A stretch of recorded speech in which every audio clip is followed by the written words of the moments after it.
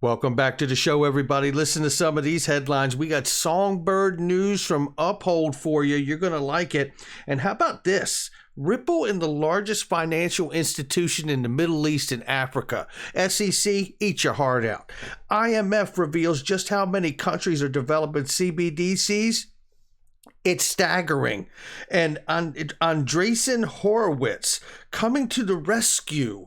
All of the sudden, we will explain. Senator Warren questions Gary Gensler, and you need to know every bit of this. And so does Representative Tom Emmer. And I'm telling you, this really shines a light on the short-sightedness of the SEC. And I think it provides another angle for which we can actually approach the SEC and Gary Gensler with that really does address the issue of the lack of clarity. And I'll tell you one more thing here.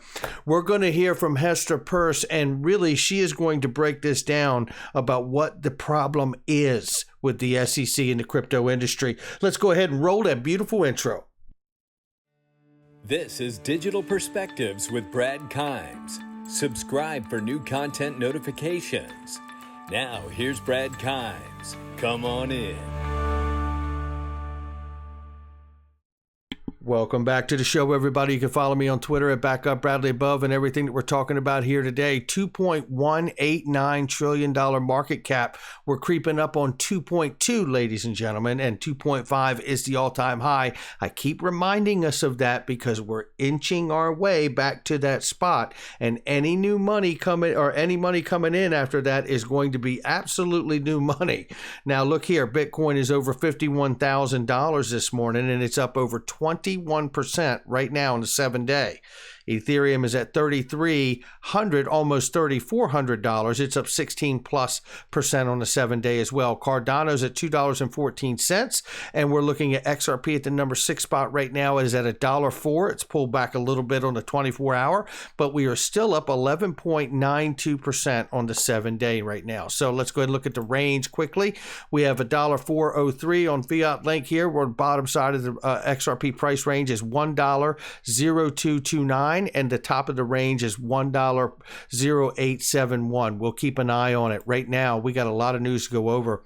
Uphold says they are delighted to announce that Uphold will shortly introduce support for Songbird, the token of the Flare test network. Our customers will be able to withdraw Songbird tokens to private external wallets later this month. We expect to introduce full trading support shortly thereafter. That's what I'm talking about. Thank you, Uphold. Hey, it's a step in the right direction. Now we need to hear from Coinbase as well, right? Listen, while we're at it, John Deaton is representing over 22,000 XRP investors, and you could be one of them.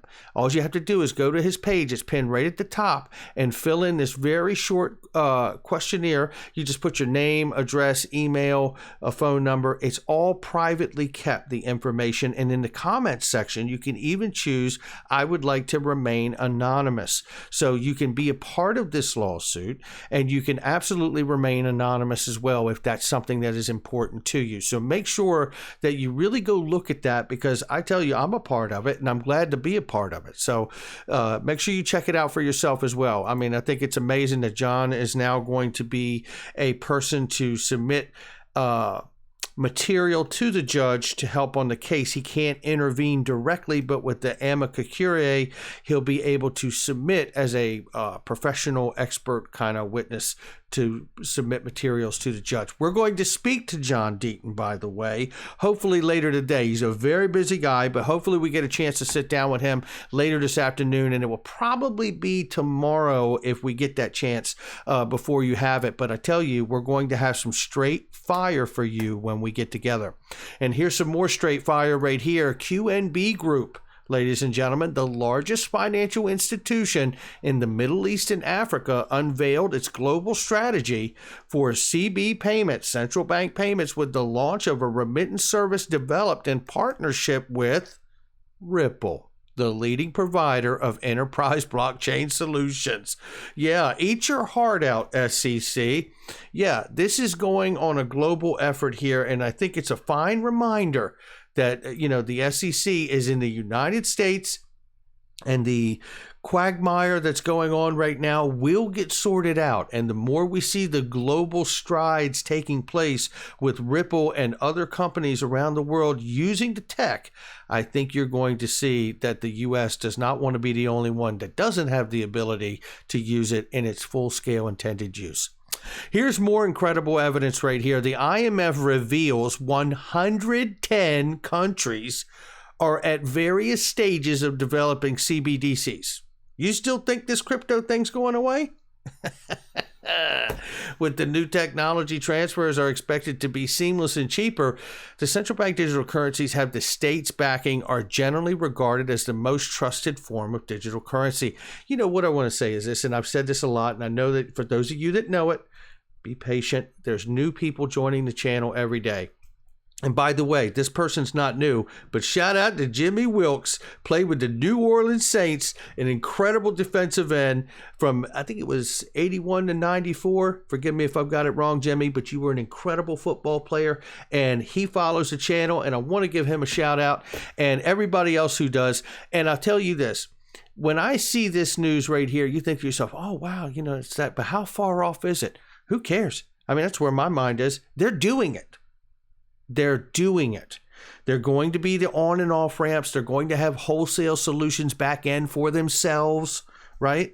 Because the technology works. So while they're telling retail investors, oh, it's piracy and, you know, it's illegal activity and all this other stuff. Look, there's no greater tool being used for illicit activity than the paper dollar, right? So keep that in mind. This is all coming. We just haven't been told when because we're retail investors. But let me tell you what we're being told now. The crypto venture capital firm, A16Z, right, which is a fund and firm that is connected to Andreessen Horowitz, has outlined 4 proposals to a banking committee recommending areas that the U.S. government can improve its governance of crypto and blockchain tech. Well, that's nice. All of a sudden, Andreessen Horowitz, A16Z, who has benefited greatly from the confusion and investment in Ethereum and entities all around it, is now wanting to help come to the rescue. Isn't this incredible? So the fox wants to put a padlock on the chicken coop now that it's in it. Oh, brother, you just can't make it up. Patrick McHenry knows what's going on here. He's introduced a new bill which builds on the great work of SEC Commissioner Hester Peirce, who we're going to hear from before we get out of here today. She's got some incredible comments to give. And it will help provide the necessary legal certainty to digital asset projects when they launch.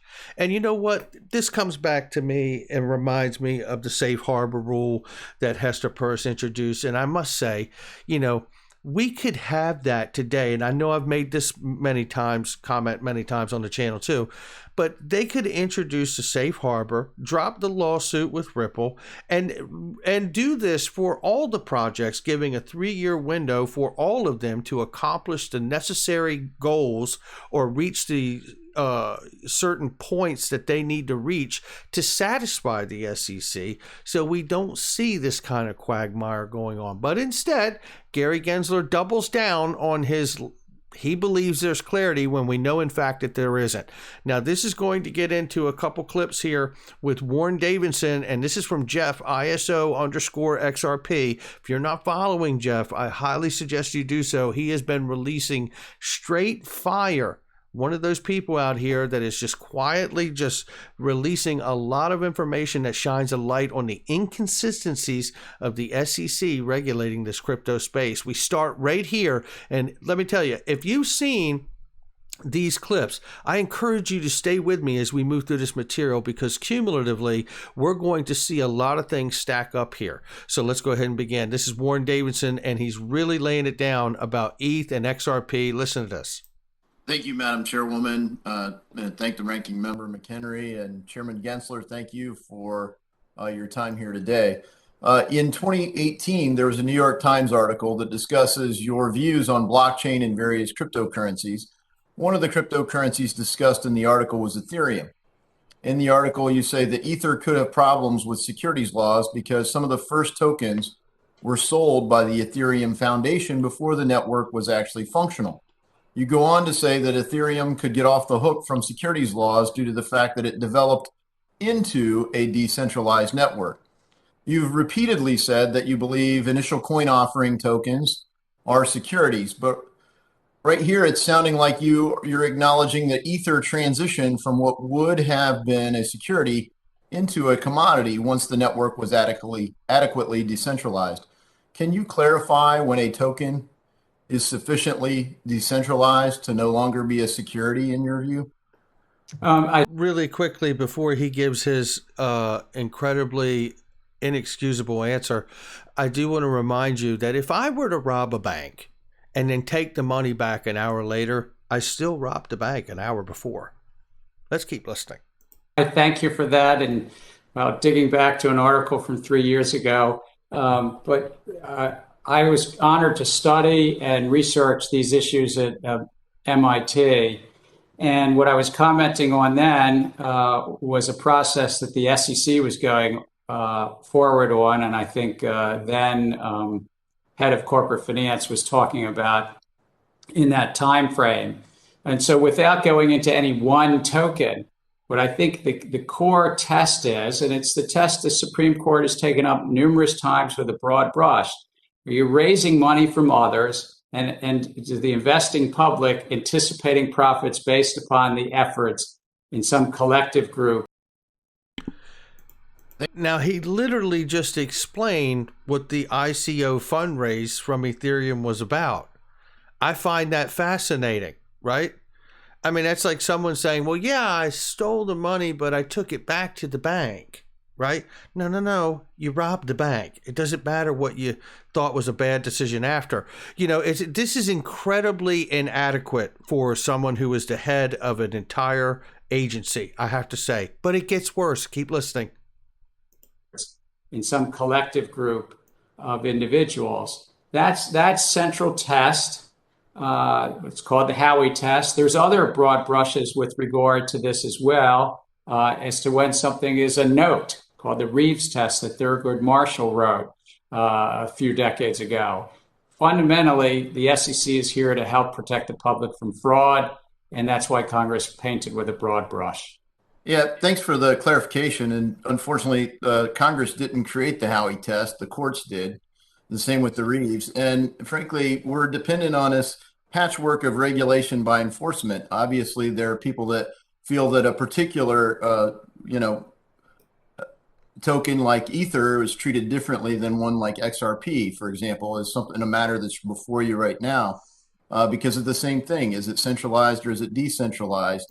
God bless Warren Davidson for even mentioning XRP and understanding that Gary Gensler can't speak on a specific case or a specific project, but just God bless Warren Davidson for even bringing it up, right? Who has control? And I think that really gets to the issue. Congress really should clarify. We've had a bipartisan legislation called the Token Taxonomy Act drafted since 2018. We can't get a hearing on it. It would provide a bright line test that would apply a 1950s case law, Howey test, to modern digital assets and provide some of that clarity. But could you, generically speaking, talk about the shortcomings of enforcement actions or even threatened enforcement actions versus the need for clarity, maybe a rulemaking process that would establish a bright line? Because really what you referred to was, well, come talk to us in a one-on-one kind of third world way where every individual firm cuts their own deals. What the market really needs is clarity. Wouldn't that be better than threatened enforcement? Well, I actually think that the securities laws are pretty clear on this, sir. And I think that firms should just come in and register. But what I think it's interesting because he may want to sit down with Hester Peirce, because she admits, before we get out of here today, you're going to see her say that for 3 years, the SEC has had no clarity on this matter. What's happened over the last 4 or 5 years. And by the way, in fact, and him, as far as 3 years ago, when he tried to take a dig at Warren Davidson for actually doing his research and due diligence to understand Gary Gensler's position at MIT before taking the chair, you know, there's a phrase, there's an old adage, you know, once a man puts the badge on, he changes. And I think that applies here. He had a much different view about this space when he was a professor and now as a chairman of the SEC. And let's listen to this final clip here. Up in Singapore or Malta or Hong Kong or other countries and offer their services indirectly through virtual private networks. Not all of them. Some of them are here in the U.S. as well. And I think that our securities laws were written for a reason, to protect the public, the investing public. I think that's exactly right. I think Gary Gensler's exactly right. The security laws were written to protect the public. The problem here, it has been the dereliction of duty, at the very least by the SEC's part, to not acknowledge the initial coin offering that Ethereum actually did and hold them accountable to that fact. And that is where the problem is. You know, just to be clear, I don't want to continually tear people down, and that's what it really looks like. But the problem is that we don't have a level playing field for Ripple and XRP and the rest of the crypto industry. It is clear that the SEC agency has shut the door on projects after Bitcoin and Ethereum. And you have to ask yourself, when it comes to Ethereum and the crowd fundraise and the initial coin offering, why is it that they have such a hard time acknowledging that fact? Yeah, I think you're right. We should protect the public, but we need to do it with clarity. And frankly, we should do it in a way that doesn't destroy the market. I mean, you're talking about fintech being the leading innovation. America has led in market after market after market in field of technology. From the ag revolution, industrial, on up through the internet age. Why would we want to destroy the fintech revolution and push it outside the United States when we could foster it? Well, I refer to your threatened enforcement action on yield products, for example. We should go through a rulemaking process, or frankly, Congress should act, which is why I'm drafting a bill that should be submitted shortly to clarify yield products and how they should be protected. And more importantly, why is it that yield products on the Ethereum network like Aave are allowed to continue and grow and do what they're doing, but Coinbase wanted to do it and they get a Wells notice saying, we're going to sue you if you keep going? It's not even, it's the inconsistency as much as it is a lack of clarity.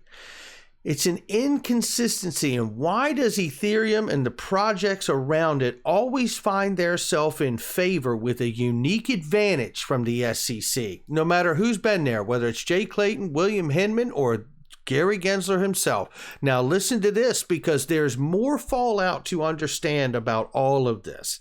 And as we listen to Tom Emmer talk with Gary Gensler, he's going to take you past the lack of clarity. He's going to take you past the inconsistency. He's going to now take you to, okay, let's have it Gary Gensler's way. And let's find out if it's Gary Gensler's way tomorrow morning.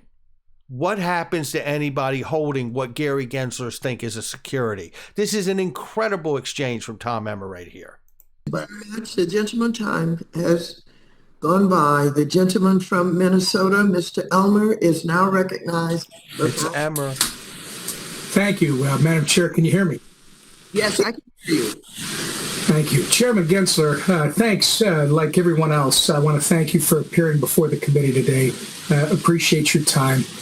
You've already covered this topic with some other members, but I want to go into it again. There are millions of Americans, as you know, who hold cryptocurrency. Specifically, over 55 million Americans are now engaged in this asset class. And the value of these cryptocurrencies, the value of the market, is approximately $2 trillion. You've been outspoken in that you think most cryptocurrencies on the market are securities. I couldn't disagree with you more thoroughly. I believe most cryptocurrencies are commodities or currencies. Currency. But for the purpose of better understanding your perspective, I have several quick questions I'd like to run through during my time, and I'd appreciate quick responses to each question. Chair Gensler, let's say someone who issued a token agrees with you and thinks that their token is a security and they want to register it with the SEC. If they register it, can they trade it on the New York Stock Exchange, or could they trade it on NASDAQ? It would somewhat depend on NASDAQ and New York Stock Exchange listing rules. and how they register it. But there's multiple ways to register. If they registered and the New York Stock Exchange and NASDAQ said yes, that might facilitate it. Nobody's asked to do that as far as I understand. Actually, the answer is no. Can a broker-dealer like Charles Schwab, another question, deal in a digital asset that has gone through SEC registration? In other words, would they be able to trade these digital asset securities and custody them? Before he answers, you have to know, most smart men in this world won't ask you a question they don't already know the answer to. Well, the custody is really the issue that you mentioned. We have not been able to sort through. There's a feature of crypto assets, which is that a private key transfers ownership. That's a feature, but it also creates challenges, or some would say it's both a feature and a bug of the. But you worked at MIT. Why is it a challenge for you? You're supposed to be so sharp about all of this. What are you sitting here like you haven't done your homework for? Like you're still trying to figure out whether you're supposed to carry the one or not? Custody of those crypto assets. Again, I believe the answer is no. And I think earlier today you used the term stable value coins. There's no such thing. Value is a term that you put in there. They are stable coins. Get up, Chair Gensler, as you know, there are about 100 tokens with a $1 billion market cap. Let's say you deem one of these coins with a $1 billion market cap and tens of thousands of investors as security. What happens to those investors, sir? Well, if the coin were to come in and to actually register, those investors get the benefit of our securities law. Right now, they don't have the benefit of that basic bargain that we protect people against fraud and manipulation in our capital markets is they get full and fair disclosure. They're not getting that right now, and it's falling short, and people are going to get hurt. And look at his face. You could see that people have not grilled him past the lack of clarity at this point. He is extremely uncomfortable with having to answer this because this is what is the next step in a Gary Gensler crypto world. And he has not got the answers. He can't tell you that you could list on NASDAQ or you could list on the New York Stock Exchange. He can't tell you that you could take your stuff and go to Charles Schwab. He can't tell you that if you got a stable coin, it won't plummet. All he can tell you is that they should be registering. He doesn't have any answers here. Chair Gensler, actually, what will happen under that scenario is the value of the token will plummet. And retail investors, the very people you are supposed to protect, will not be able to trade in it. So I guess where I'm going to go with this, if there's no path for them to be traded anywhere, wouldn't investors be hurt by your enforcement actions? And what are you doing to solve this problem? What are you going to do? What I've said publicly, and I mean this, is come in, work with us. If the rules that were written in other decades don't quite fit these digital investment contracts, and that's what many of these are. And here he goes back to the old disclaimer of everything is a security underneath of the Howey's test. He's looking to get back to some high ground to make himself comfortable again. But the reality is he's been completely exposed here. And shout out to Tom Emmer. I would love to have you on my show. There are entrepreneurs, computer scientists that are raising money from the public, and the public is anticipating profits. And that's why Congress painted with a broad brush. And the investing public is relying on some group of entrepreneurs and computer scientists for their profits. Now, here he's actually doing the, don't kill the messenger, right? This has been going on, and I'm just at the SEC. Well, this has been going on for, obviously since before he got there, but he's allowing it to continue. Here's the other scary notion about all this, ladies and gentlemen. The CFTC is not stopping him. In fact, he commented, and I played it yesterday in a video, that him and the head chair of the CFTC are working together and have a plan to move forward, even if Congress doesn't act. There is no opposition from the CFTC on how much power grab is coming from Gary Gensler and the SEC. That should frighten all of us. That alignment should frighten all of us. And I'm glad to work with projects, work with Congress. If you want to repeal the laws as they are, so that fewer people are protected against fraud in these markets.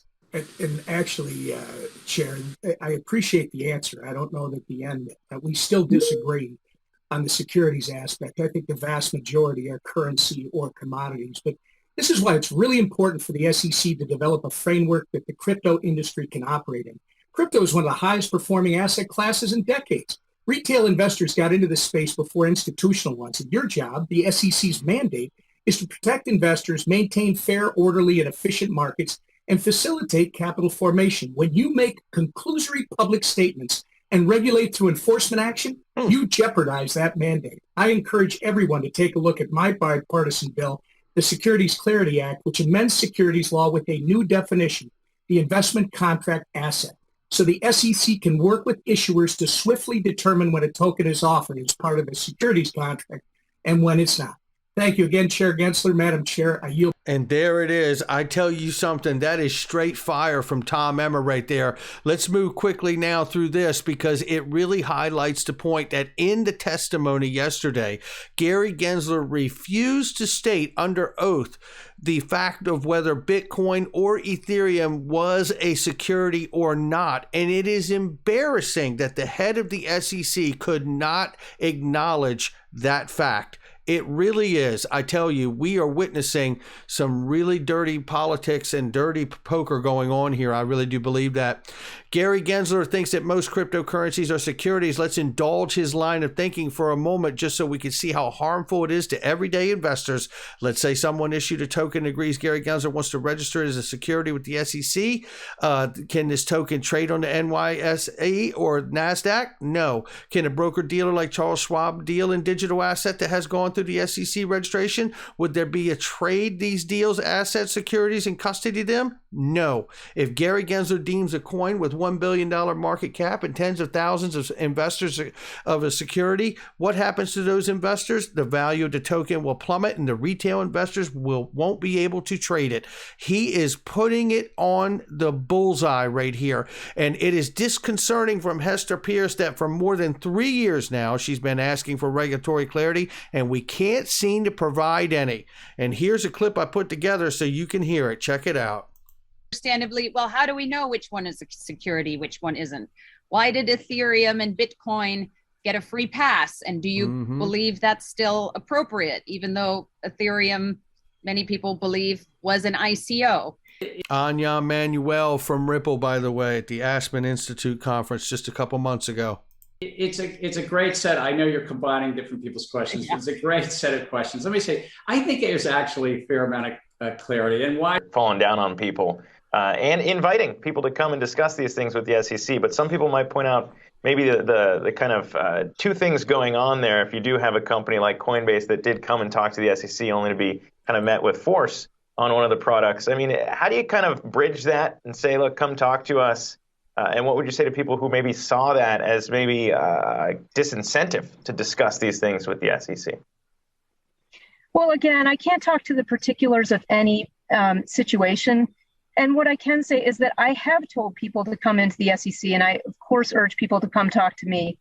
But it is disconcerting to me that for 3 years now, I've been asking for regulatory clarity, and we can't seem to provide any. And so that is it right there.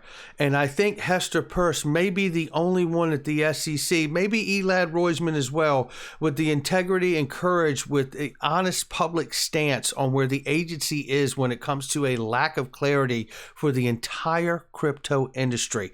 I hope Charles Gasparino reaches out to Hester Peirce and has her on his show, and why the SEC has a decided lack of clarity for over 3 years now. But the head of the agency walks around, testifies, and tells everyone he thinks there is that there is an enormous amount of clarity on the issue, and it is not up for discussion. That's going to do it for me. Hit the like and subscribe, leave a comment below. Make sure you share with somebody you know, and hit that notification bell so you don't miss a thing. I Trust Capital. It is the best IRA, crypto, gold, silver IRA on the planet. The only thing better than buying crypto, ladies and gentlemen, buying tax-free crypto. You don't believe me? Click the link. I'll catch you on the next one.